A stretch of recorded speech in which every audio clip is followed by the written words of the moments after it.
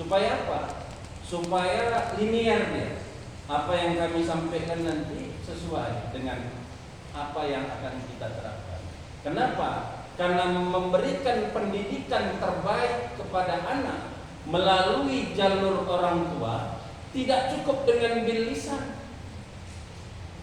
Tidak cukup dengan menyampaikan, hai anak, ini kalau hari ini kamu cuci piring, nanti ini kamu harus nyapu. Tidak bisa dengan mengatakan dengan kata-kata saja. Jadi harus bagaimana Ustaz? Harus disampaikan dengan bilhal. Kita dulu yang menyampaikannya, kita dulu yang melakukannya. Bagaimana mungkin menyuruh anak sholat kalau kita tak sholat?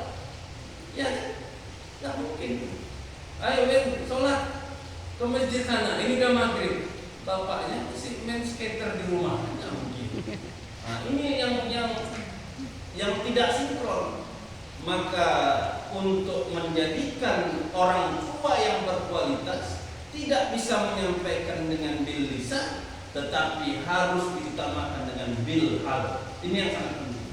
Karena karakter anak itu yang ditangkap kepada orang tuanya bukan hanya ucapan, tetapi apa yang dilihatnya. Ya betul.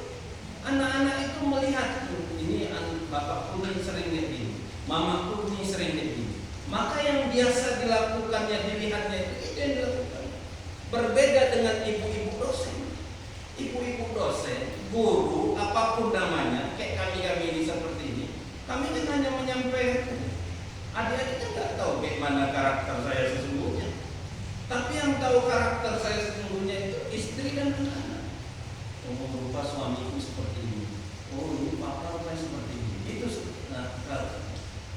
dan memberikan konsep ilmu inilah itu memang harus sesuai pada tempatnya.